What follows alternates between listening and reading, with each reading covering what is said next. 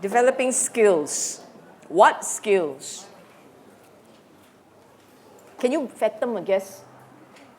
Can you try a guess? Buddha said that the normal mind can't see Dhamma, right? So you need a special type of mind to be able to see Dhamma. And the question is, what is this nature, this mind that we're talking about? And how do you get there? You need to develop certain skills.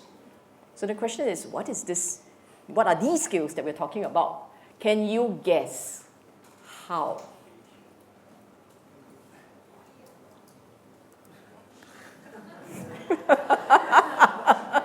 Buddha spent his entire life teaching, guiding, instructing, advising people how to develop that state of mind that can see Dhamma. Are you aware of that? Entire life devoted to doing two sets of things. One, helping people to develop that state of mind. And it's very nuanced sometimes. And two, explaining to them what to do when they can get into that state of mind. Okay? The skill that has to be developed is commonly understood as the Noble Eightfold Path. For many of us, when we hear the word Noble Eightfold Path, we think, oh, like that, huh? We are not too impressed, are we? I mean, when we went which is why I had to stop before this, you see. Otherwise, you all go for your break not impressed.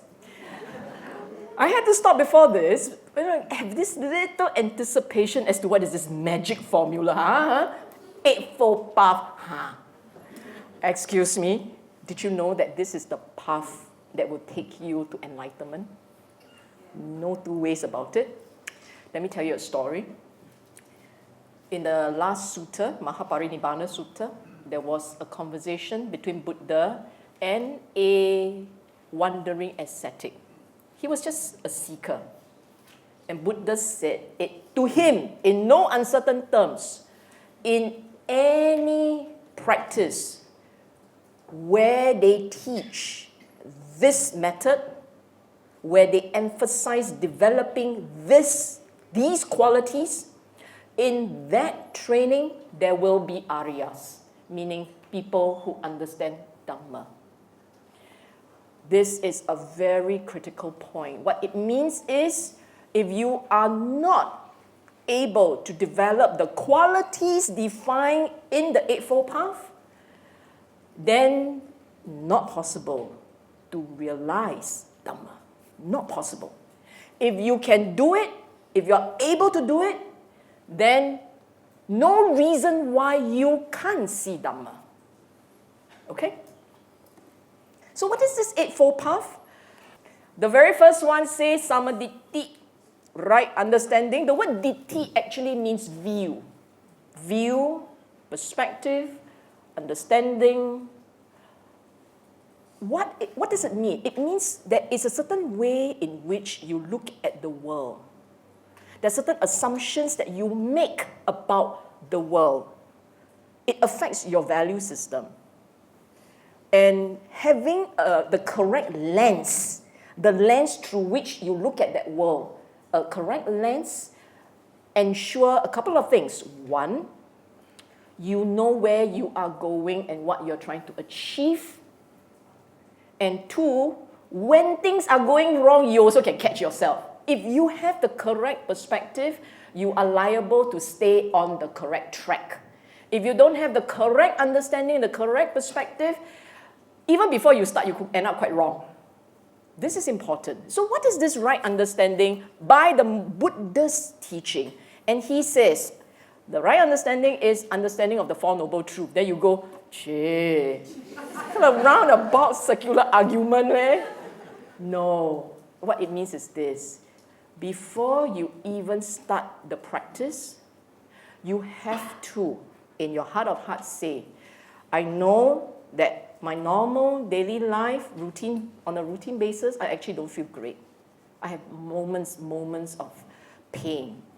It is normal. And the reason why I'm experiencing this is because I have all this craving. I have all this wanting, all these preferences. If I can learn how to moderate that, I think I'll feel better. And I believe that. And heck, I have one life. I'm a human this life. I think I'm going to try it. Just go for it. That is your start point. You believe, you agree that there's this dukkha. You know that it has to do with your choices. What is craving? Craving are our choices. We choose to have things, want things, chase things. Choices. We choose that, and then now we choose to moderate them. And we believe that. And then we go for the practice. You start from that angle, you are okay. That's all. That's the starting point. We are not even talking about realization here. We're talking about a perspective. If you don't even have this understanding, if you think that Buddha's Dhamma is magic, finish already lah. Not even right understanding.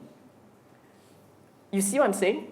If you don't even have this simple perspective, you are already off track. And you say that actually this perspective not difficult. Really? What's your instinct in life? To chase after the next object. And now you are trying to contain that instinct. You're trying to reverse a habit. You're trying to change something that is very inherent in us. I mean, look, we all talk about shopping therapy, right? Or retail therapy. I always call it shopping therapy. We talk about retail therapy like it's the biggest thing on the market, you know.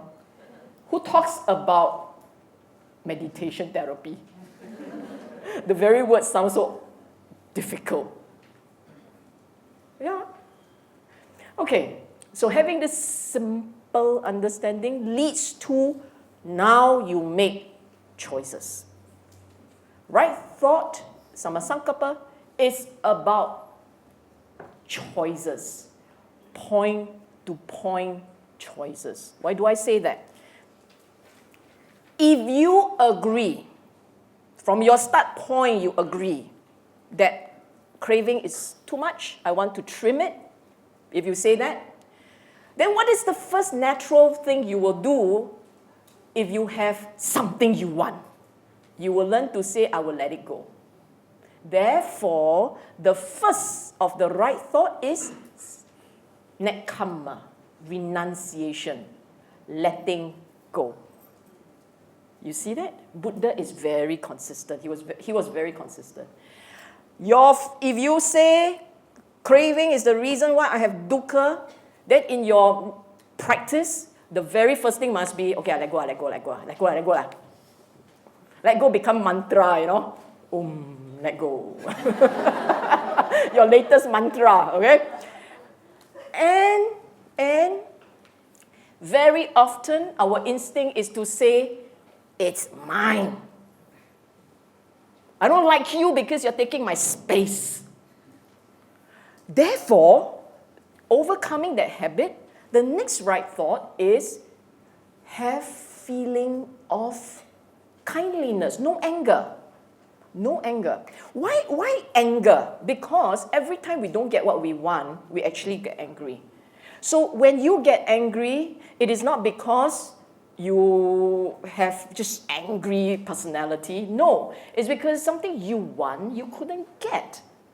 When you want something, you don't get it, you get angry, you understand? So it boils down to one thing. It is not the one thing. It is actually one thing that leads to you being angry. You don't get it. Now, in this practice, you learn to let go, right? 1 and 2, you learn not to hold on to something that you want. If you don't get it, let it be. When you can do that, your anger will dissipate. See that? And then if you take it one step further, very often, now, how many of you would say, confession, huh? How many would say that you can be cruel once in a while? Then nobody would say it, I know. Stupid question. Ask a smarter one. How many would say that you have seen people who are very nice people, but they become cruel sometimes. See, suddenly everybody has seen someone. You see, the skill is to ask the correct question and get the right answer. Okay? So, but why? Why is it a perfectly kind person, a perfectly nice person, yourself included, can be cruel?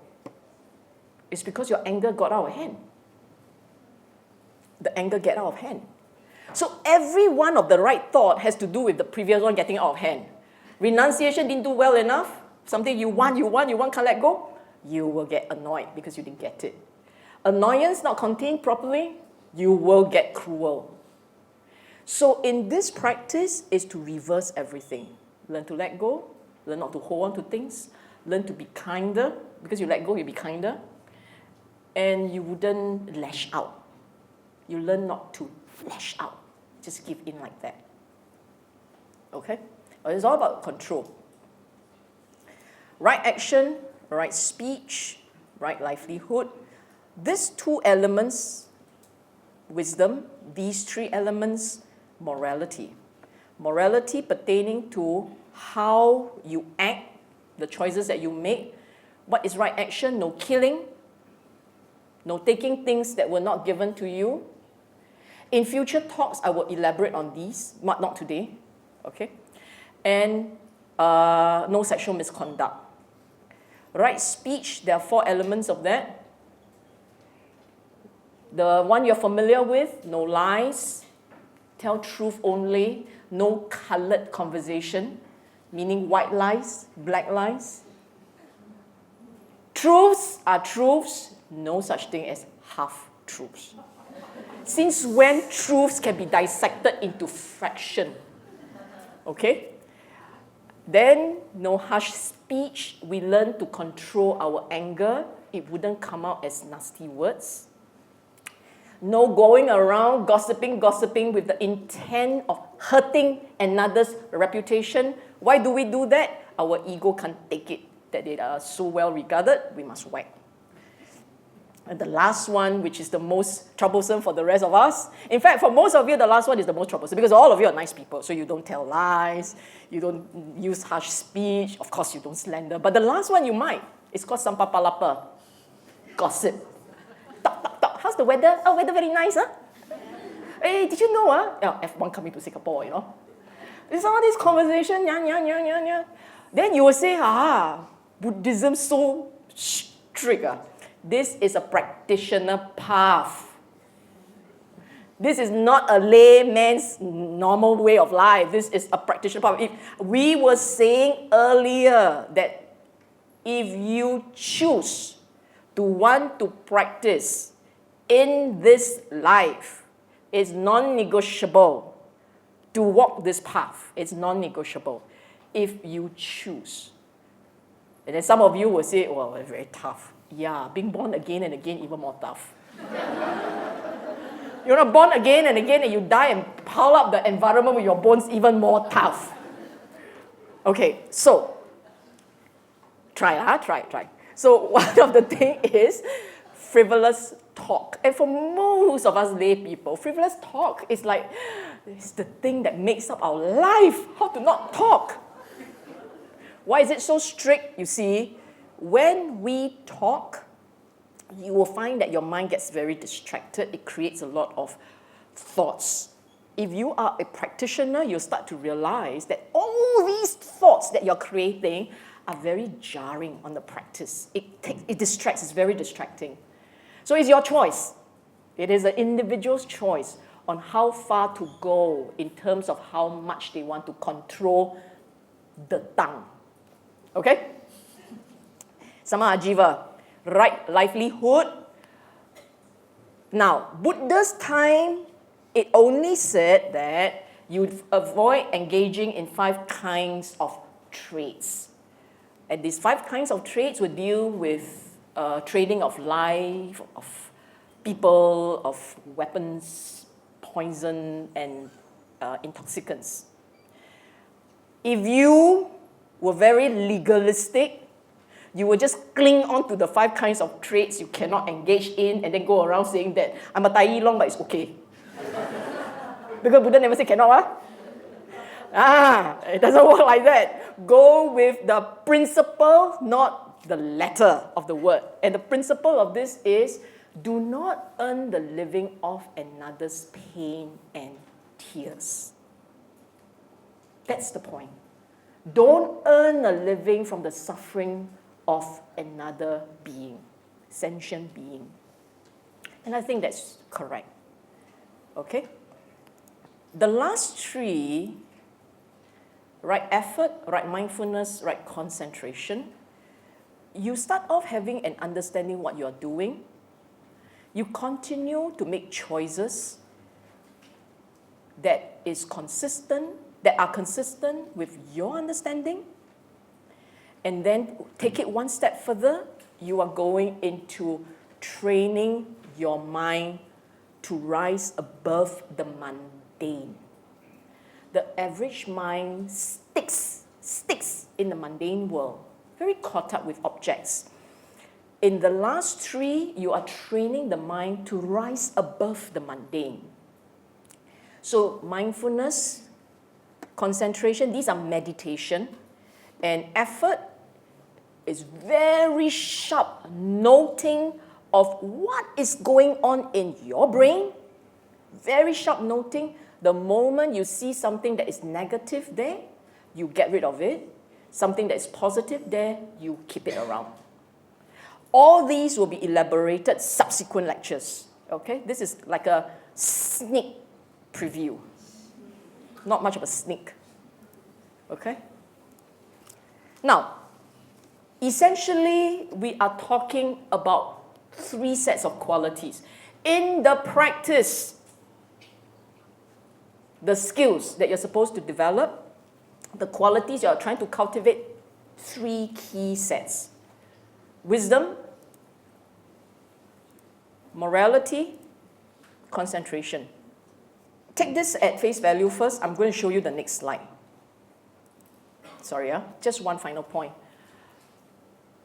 If you want to see Dhamma, realize Nibbana in this very life, it's non-negotiable to train the mind and develop these qualities.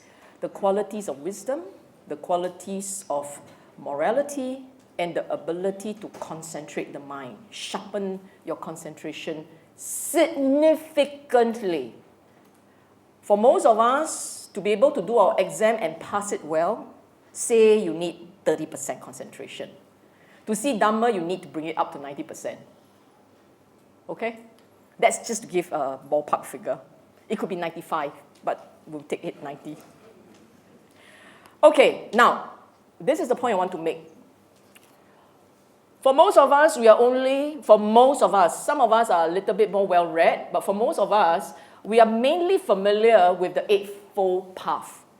And then you may say that actually in the Sutta, Buddha doesn't talk about the Eightfold Path all the time, you may say.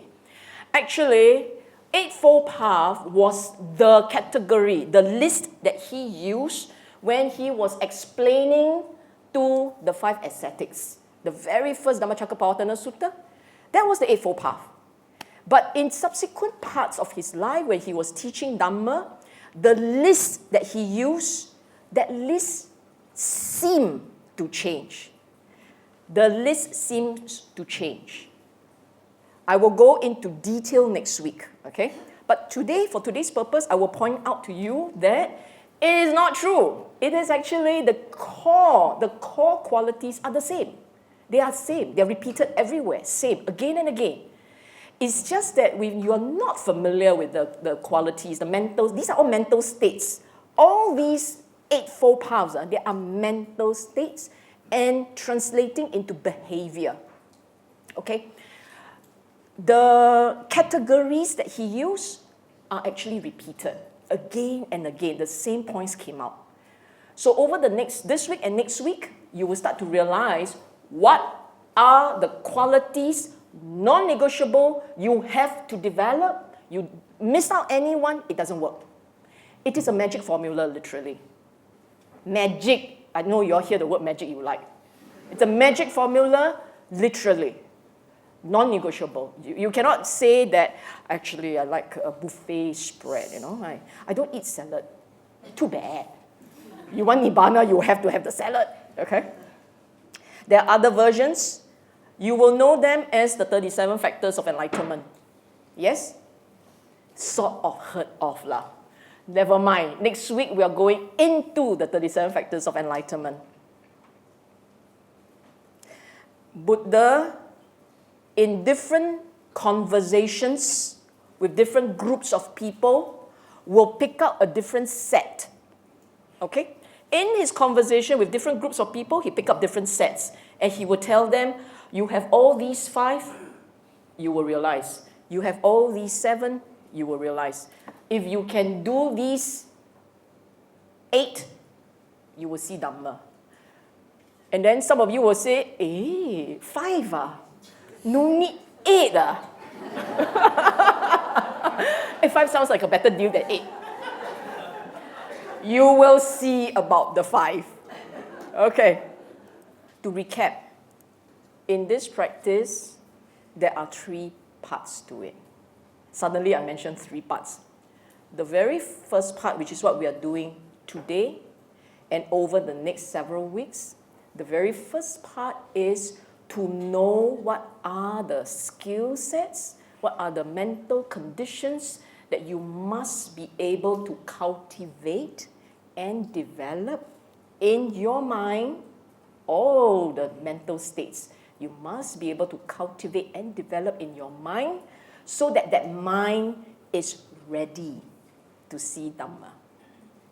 The normal mind can't see it. Only a mind that already has in place all these qualities, only that mind can see Dhamma. Okay?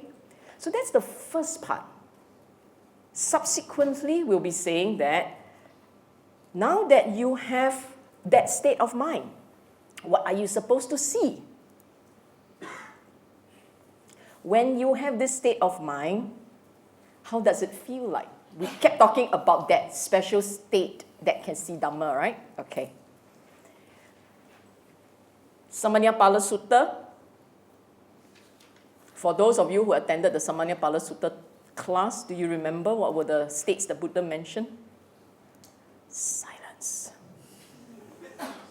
The very first state is a state of mind. The very first one is that a mind that can see Dhamma is not caught up in external conditions. Sense faculties means sight, sound, smell, taste, and touch. These are your sense organs. And a normal mind tends to chase after external objects. Even when it's in this internal object, it's running after thoughts. A mind that can see Dhamma, that process is stopped. It doesn't chase outside. And it's perfectly aware of what's going on in the mind. So therefore, one state is called restraint of the sense faculties. It is not chasing. And it knows. The point is, it knows it is not chasing.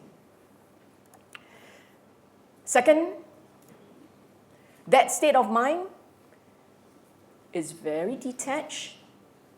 It's very clear. It knows what is going on.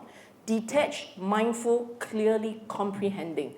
The word clearly comprehending means it is in a state of knowing what is going on exactly. It knows.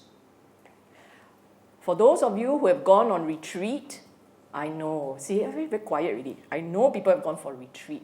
When you have gone for retreat, after a few days of trying to wrestle that mind of yours into the ground, right, and make it quiet a little, suddenly one fine day, you notice that actually it's quite quiet. Yes? No? What kind of retreat you go to? Spa retreat. Spa retreat also you don't think very much. You just go ooh, ooh, ouch, ouch. Yes, but seriously, so let's pretend you did. Let's pretend you did. So the mind is quiet and is relatively calm. In that state of when it's quiet and relatively calm, did you notice that the mind is clear? That it knows, it understands what's going on? As opposed to right now, a lot of you going, what is she saying? That may be happening. But the point is, if you're in a retreat or you're familiar in meditation, you should be able to notice this particular state of mind. Okay? There is a sense of being content. They are not succeeding states, meaning they don't arise one at a time. They are together, chapalang together. All of them there at the same time. If you look at the mind, it looks like that. Okay? And finally, now I'm introducing another Pali word. Absence of nivaranas. Hindrances. I will go into details about the hindrances in a subsequent lecture, but right now, just to let you know what are the hindrances. Number one of the hindrances, kamachanda, sensual delights. Attached to sensual delights. Number two, anger, ill will, vyapada, ill will. Number three, tinamidda, sloth and torpor. It's very heavy energy. It makes you lazy. When tinamidda is present, all you want to do is sleep. Sleep, kind of laze around. Like suddenly got no more backbone. Okay, that's tinamidda, very heavy. Number four, udacha, kukucha, worry and restlessness. I usually call them very spinning, fast energy. A lot of you would feel this. When you get worried, do you find yourself keep going round and around the same object of worry? When you are restless, do you find yourself just chasing around and around and around and around, not chasing after nothing, but the mind is just spinning? In those states, can you read Dhamma? Will you attend Dhamma talk? Do you come for Dhamma classes? No. See YouTube? Don't want. Nothing works. That is restlessness. Okay? The fifth one is vichikicha. Translated as doubt, but it's actually perplexed. Your mind just kept asking, why? Am I doing this wrong? Am I getting it right? What's missing here? I don't quite understand. The mind that spins like this. And if you look at your own mind, many a times when you read Dhamma, or you listen to the Dhamma talk, or you have attended many Dhamma classes, many, and you kept asking yourself, I've attended so many Dhamma classes already, I've done so many things already, then how is it I still don't get it? What's wrong with me? You know, you do something like that, very strange at you all, really. It's okay, it's normal. This is a state of vichikicha, okay? Now, a mind that is able to see Dhamma has these states. It is not chasing after external objects. It is very clear. It is in the present. It knows it's right there. It's very quiet. It's content. It's happy. It's peaceful. And it knows there is no heavy energy, no light energy, no any kind of energy. It knows it's just there. Now, just focus on this point first. First and foremost, to bear this in mind.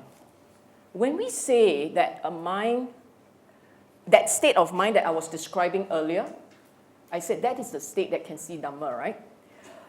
I need you to understand that that state of mind is not the end. It is a tool, not the end.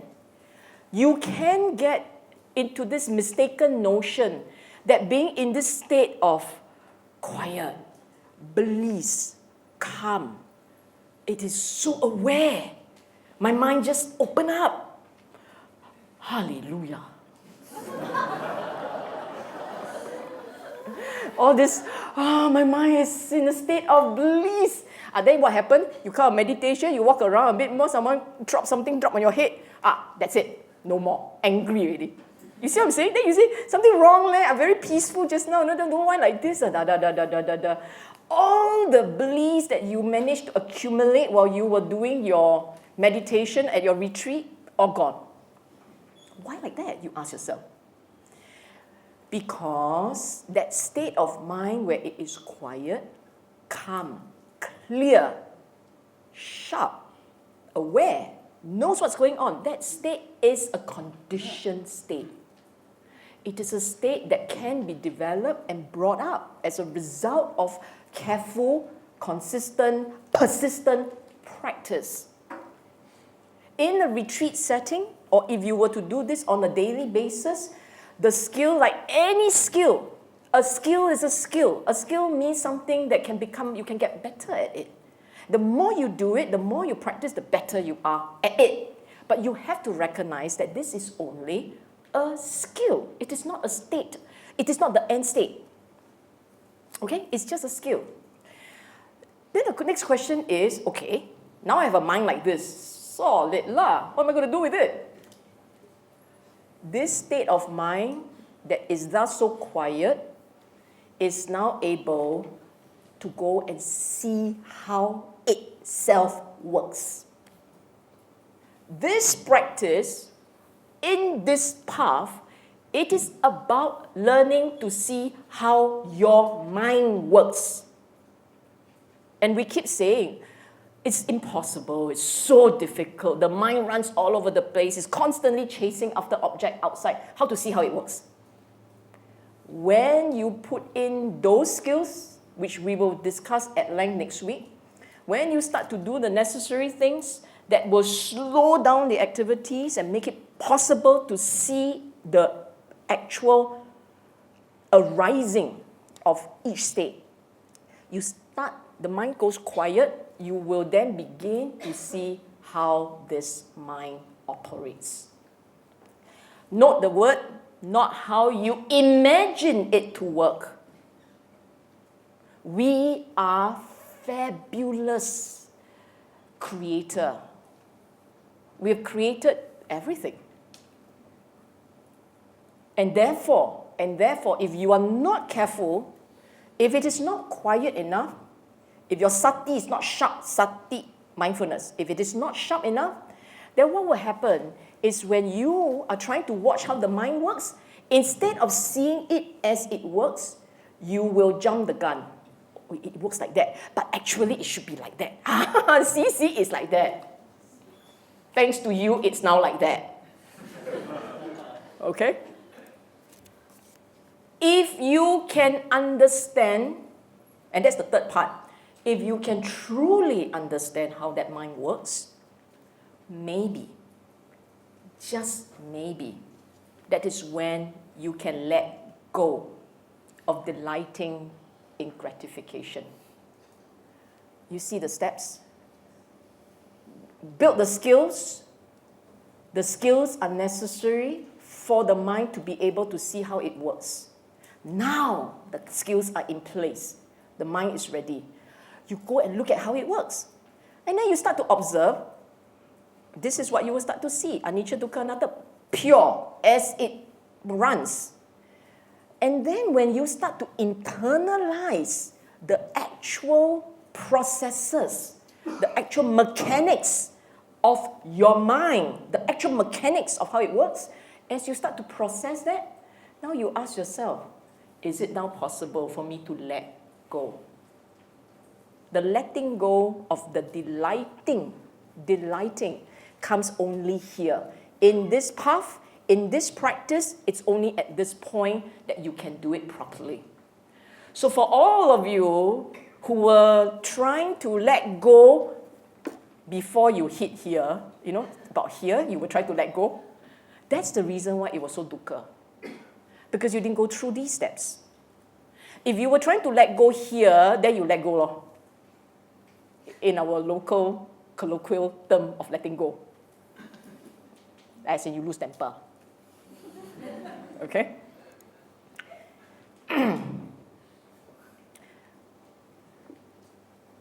There are two parts. One is letting go of delighting in gratification. before you can let go of craving. What is exactly delighting in gratification? What is gratification? Enjoyment. Letting go of enjoyment? Yeah. Delighting in enjoyment. Letting go of delighting in enjoyment. So when you taste, nice.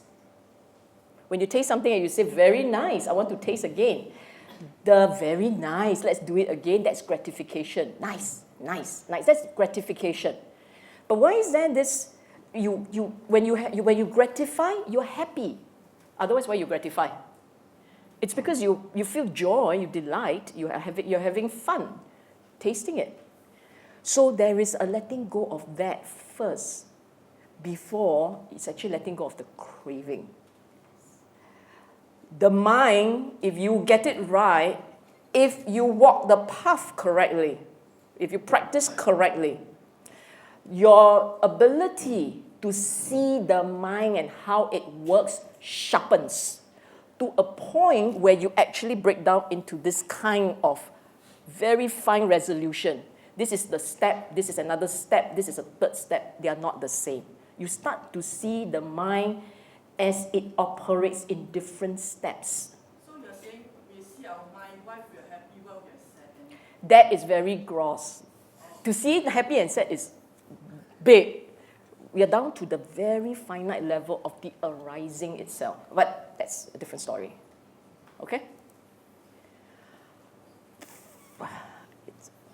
Okay. So ultimately, what is the journey? We keep talking about the journey, right? What is the objective of the journey? What is the end goal of the journey? It's cessation of craving. Craving that doesn't arise anymore. We know this is very difficult. We know it's not possible under normal circumstances. And we know it takes a lot of work. But it's doable. So I'm going to recap the steps. First, preparing the mental conditions to, let me link these two first. Preparing the mental conditions requires, number one, to know what are the mental conditions. I push it back one more step. What are the mental conditions are, number one, develop wisdom. Number two, develop morality. Number three, develop concentration skills. Those are the mental conditions. Some of you may think that it's not difficult, what? No, it's difficult. Those three mental conditions have an entire forest of stories there. Each set of them can be broken down to parts. And there is a whole forest of stories there. I can't think of a better word. It's just a lot of things to do there, okay? Preparing all these mental conditions, fundamental, they are critical, non-negotiable, to enabling the mind to see reality as it is. Meaning to say, see how the mind works as the mind works. Not how you imagine it, but how it actually operates. For many of us, when we finally, when you do your meditation, right? I'm talking to the ones who have done meditation, who have actually spent time at retreat, who have actually seen or have caught a glimpse of the mind. I'm actually talking to you, okay? To you, who have actually seen the mind. The day that you actually caught a glimpse, of how your mind works, just a glimpse, because that was what it was only, a glimpse, right? How did you feel? Was it like this? Momentarily stunned, awed. At that moment when you actually saw how that mind of yours works, there was this one moment of silence and you go, wow. Some of you may cry. I know people cry. Some of you will laugh. Nobody goes like that. Nobody. Nobody goes, well, like this, me. Because if it were like this, then you didn't see it. Okay? Everyone. I know you're shy, very modest, so don't want to say. But the odds are you would have said something to the effect, I've never seen it like that, ever. I couldn't believe it. It is amazing. You mean the Buddha was right? Yes, the Buddha was right. Okay? Now, then what happened? Now you saw it. You caught a glimpse. You have a sense, an idea how that mind works. You saw it, ma? Then what do? You sit there and you twiddle your thumb. Was this what to do? Was this what happened to you? What do I do next, huh? The odds are, some of you, when you see the mind, how the mind works, then you ask yourself, what do I do next? Now that I am staring at anicca, dukkha, anatta, now that I'm seeing rising and falling, as the Buddha kept saying, the rhythm of life, the dukkha that is there, what do I do next? So the next question is, did you have sufficient wisdom, panya, that's where the panya factor comes in, wisdom. Do you have sufficient wisdom to know what to do at that state? If you happen to have this experience at a retreat center, and you go and report to the monk, there is a decent chance, a very good chance, the monk will guide you on what to do next. But if you were so lucky as to see it at home, because you're a very good practitioner, right? So at home you saw it. Then you go, what do I do next? Then the question is, did you read enough Dhamma? Have you read sufficient Buddha's Dhamma, his Nikayas? They are all there, by the way. What to do next is all there. If you had collected sufficient data, Dhamma, and stored up, you will know what to do next. But the odds are, being, lay people very busy, right? Lay life very busy. So the odds are we don't know. We don't have sufficient knowledge. And because we don't have sufficient knowledge, this is the point where you get stuck. This is the point where you go, I have no idea. I now must go around look for more Dhamma. So you chase after Dhamma teachers. Okay? I tell you what you need to do next. You need to know. You need to know at that point that mind must not cling. Do you know that? In other words, when you come out of a meditation, you have seen how the mind works. Did you realize at that point that the mind in this practice must learn to let go? And you must practice and practice this thing, okay? This knowing that it must not cling, knowing how to not cling, not same. Not the same thing. Isn't it? I mean, we can say it so happily, man, must not cling, must let go. How? It's also in the practice. In the path, the Buddha did explain. They will be covered in subsequent lectures. Not today, okay? If I know we can finish so quickly, I would have covered it today. But since I didn't know, it will not be covered today. It will be covered in subsequent lectures. Perhaps, in your own practice, you did figure out how to, the word is uncling. I coined it, so I demand patent. Uncling. What is the difference between unclinging and the word that we have been using all this while, letting go? It's subtle, very, very subtle. Clinging is when you hold tight to something, right? Letting go requires a will to put it out. Unclinging is one step down from willing. There's no willing there. So in this practice, even when you let go, you cannot want to let go. Okay? Now comes exam. What is Dhamma? It's a doctrine on how to end dukkha. It's a method. It is an explanation.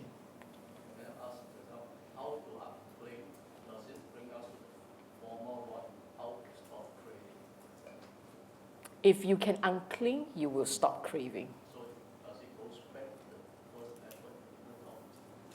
It is the end result. It is not the method.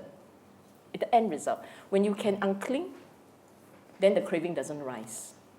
If you want to stop craving, that is still a willed state. You will not to cling, to crave. That's beginning. Okay? What is Dhamma? It's a doctrine on how to end dukkha. It's a doctrine on how to end dukkha. I've got nowhere else to say this. So what is the end goal? The end goal is a state where there is no more arising of craving. Why is this no more arising of craving important? Because when there is no more arising of craving, you have no more dukkha. Dukkha ceases as a mental state for you. Completely cease. And then finally, how do we achieve that? How do you achieve this state? This is what we will be exploring over the next many weeks.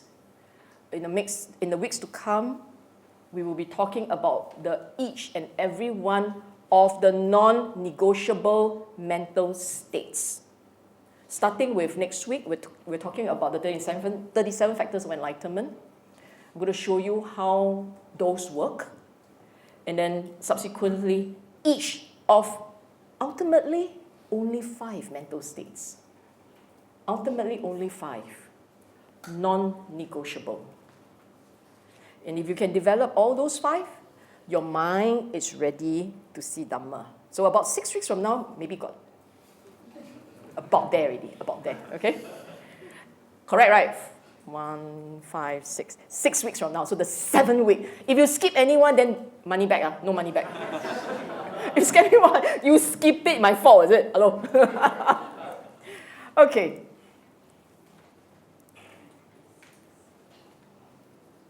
Now, before we finish, I need to just make this point. It is not enough to be going around saying, I want to develop the mental states, I want to develop the mental states. It is not enough. Your lifestyle has to change. Your way of life, conducive to giving rise to those conditions, must be there. So, let me give you an example. One of the mental states that you need to develop is concentration, samadhi. But you don't want to meditate. You only meditate once a week. Why? Don't know why. Once a week I go marketing, once a week I do meditation. Then how to develop mental state like that? Seriously? You see what I'm saying? Lifestyle may have, your way of life may have to change. I'll give you another example. One of the mental states you need to develop is virya. Virya, translated as energy, effort, right? It is actually more than that. One, because it's energy to do good and do no evil. That's the energy. And then, but you say that my job is handling complaint. I have to be like fierce, I have to fight people all the time, So how? Cannot. I have to defend my children, I have to defend my family, I have to fight for my parking spot. If you insist on continuing a certain habit, a certain way of life, a certain habit, then it may not be possible for you to develop the necessary conditions. So the question is how really how much you want to develop those conditions. So it may require some adjustment in the way you lead your life. Secondly, when you start to develop those conditions, you will notice, it's inevitable, you will notice that your value system will start to change. The way you look at the world, the way you place priorities, what is important, what is not priorities, the way you do your ticks, you will change, for sure. If you say, I am not changing, no, I'm still the same. Number one, you didn't understand what you were doing. Or number two, No need to change, you're already there. Either or lah. You sweet or you really not sweet. Either or, the two extreme, okay?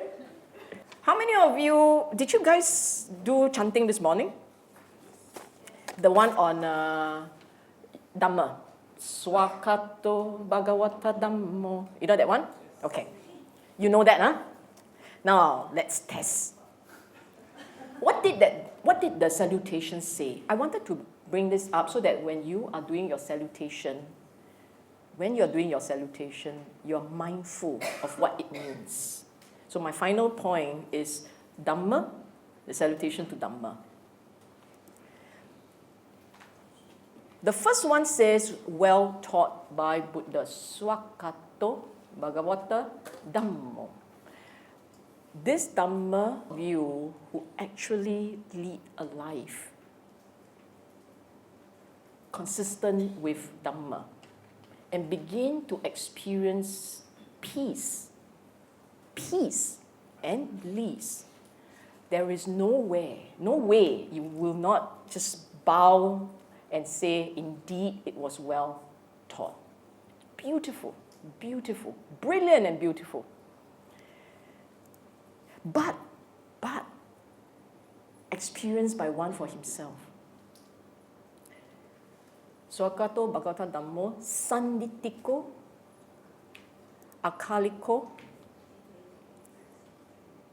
Experienced by yourself, evergreen because 2,500 years, two parts to it, 2,500 years, still works. Got no expiry date. No need to every year upgrade. Same. 2,500 years later, same. So he, one shot, whack, that's it. No need upgrading really. One part of it. The second part of it is the way that your mind works. When you see the Dhamma and you correlate it to the way that your mind works, can you immediately see the relevance? And it will be like that. The point when you experience that Dhamma, when you see impermanence, for instance, when you see bliss, because for one moment you say, heck, I will let it go. You see that bliss. Immediately, you can let it go, immediately you feel the effect. Dhamma is immediately effective. You get it, it is immediately effective. You don't get it, nothing works lah. But whose fault is it? Dhamma fault. We didn't get it, ma. Okay? But it is your personal choice. The word ehipasiko, I know literally it means you come see for yourself. But who made the choice to come see for yourself? You made. In other words, it cannot be forced down your throat. You cannot be made to want Dhamma. You have to choose it. And you have to make effort. Dhamma doesn't come to you. Unlike the mountain and Dhamma doesn't come to you, you go to Dhamma. You have to want it. Opanaiko. Now, Dhamma is not the end. This is the part that gets a bit confusing sometimes. Dhamma is a method, remember? A method that leads to a state of mind that has no more dukkha. Dhamma is not the end.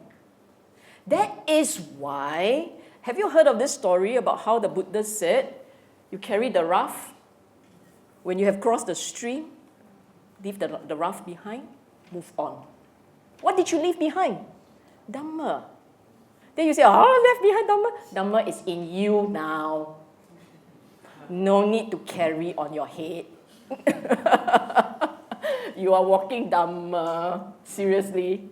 Okay, the point is it leads to a certain state of mind where the state of mind enjoys no more dukkha, no more pain. Okay? Unfortunately. Pachetam Veditabu Vinuhiti. Not all will get it. The word actually means realized by the wise for himself. Wise, not the one holding PhD. Not he who has straight A stars. No, the wise. What is the wise? Who is the wise? The wise is somebody who can see for himself that Buddha was right. You want to hold on to something, you want to cling on to something, it's very painful. You learn to moderate. Then you say, so simple, so easy. You try moderating. Especially when you're very angry, you try to moderate. It is not easy. It is taming the mind, learning how to tame our mind, learning how to tame our instincts. Taming instincts very easy. Of course it's not easy. So because it's not easy, first and foremost, let me share this, and then you all go off patting yourself on the back. First and foremost, the very fact that you are even acknowledging that the Buddha was right, I have to learn to moderate my expectations. The very fact that you do this is already wisdom. That's wisdom. You realize that? Pat yourself on the back. But it's true. Because your instinct tells you, if I am sad or if I am annoyed, what do? If I'm angry, I could put the fellow out, right? Feels good. You have to control that. You have to restrain that. You have to let that go. And it's going to take a lot of effort on your part. It's very skillful effort. Why are you doing this? You're doing this because you believe that if you keep giving in to all these negativities, it's just going to blow your mind. Having that in itself is wisdom. It runs against what your instincts tell you to do. You're holding back. All this is wisdom. That's very good. So even though you like to say that, oh, small thing, it's not. It's a big thing. It starts from the small things, it gets to the big ones. So you are wise, you have the wisdom. You only don't have the wisdom if you walk out and say, nonsense lah. And then you go off and you don't try Dhamma. That's when you don't have the wisdom. But if you go off and you say, I will try this. This method works. I'm going to do something about it. Then you have the wisdom. I love this one. Isn't the Buddha so beautiful? Okay, now, I will just say some final words.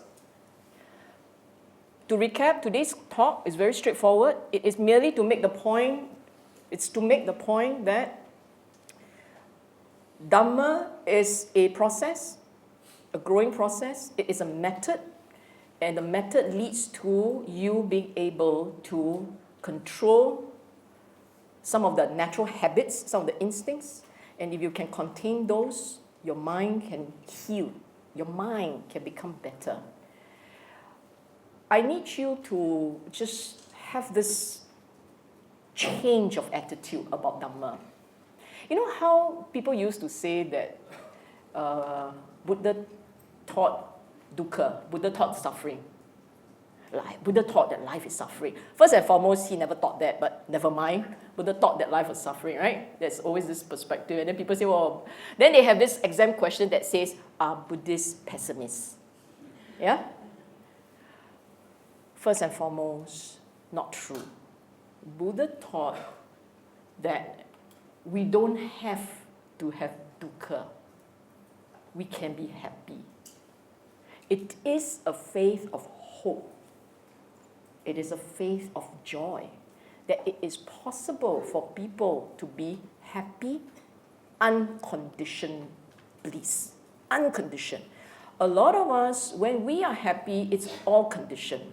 Meaning to say, something good happens, you strike 4D, happy. You got a promotion, happy. Someone say you're dressing very nice, happy. Very low standard, but never mind, happy.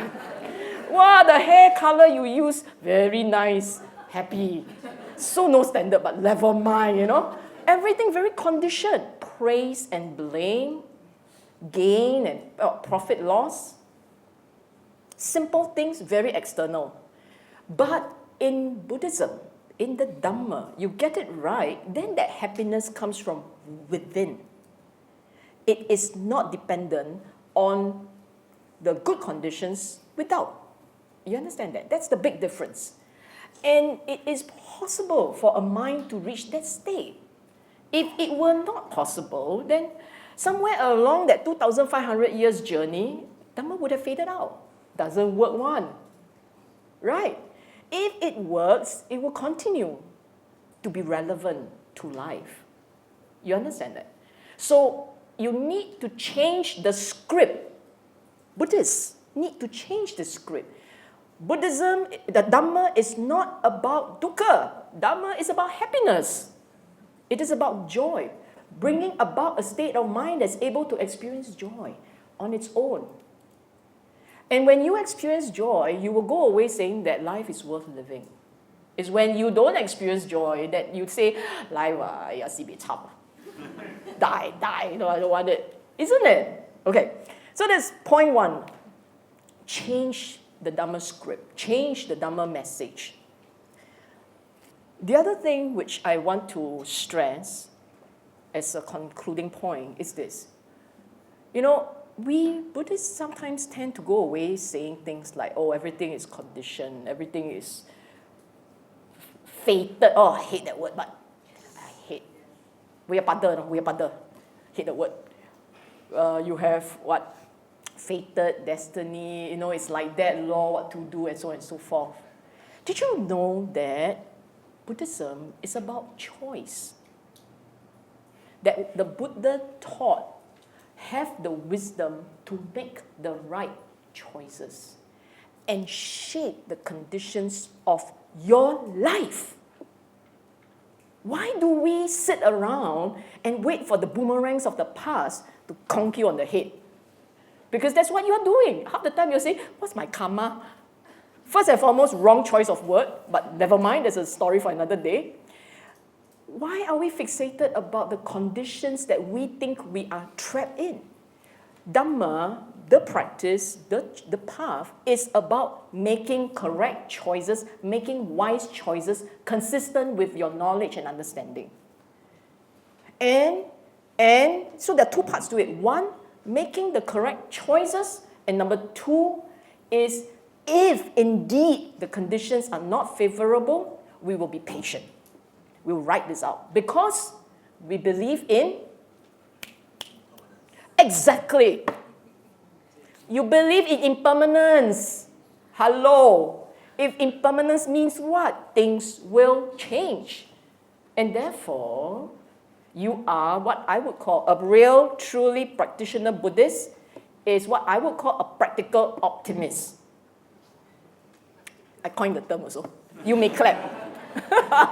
No, why a practical optimist? Practical because you understand that there are some things that can be controlled, some things that cannot be controlled. We'll deal with it. Fix it. Secondly, you're optimist. Things will change. No matter how bad things will change. Things will change for the better. If they don't change for the better, eventually it will be better. Never mind. Optimist. And never mind. I mean, if you see, look, even down to this thing about I'm going to die. It's okay. I got the next body coming. It's all a matter of perspective. Your mind, the mind. The Buddhist fixes his mind. The rest of the world can take care of itself, but you have to fix the mind, fix the way you think, fix the way you talk. And then things will kind of work out, and you will always have a positive spin. Then you say, they're not very realistic, everything positive spin. Would you rather have a negative spin? Would you rather have your life all negative spin to the end that you die? You might as well learn how to do a positive spin. And of course, don't make it unrealistic. It's realistic. They're all very realistic. Death is real. It will come. The only thing you know for sure is what? You will die. Right? We're very practical. The question is, how do you want to die? You can die hiding under the bed, regretting choices for the rest of your life.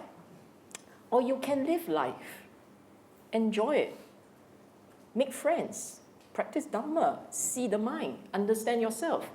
And then when you die, you can turn back and say, no harm's done, got it right. You see what I'm saying? So that is what is important, okay? We shouldn't be lamenting about karma, like it's some monster under the bed. I always say, no lah, the past vipaka you can't do a thing about. But now, you can fix now. You can do a lot of things now. Don't go and keep harping about the past. Fix now. So that going forward, you had a hand in shaping the future. Okay?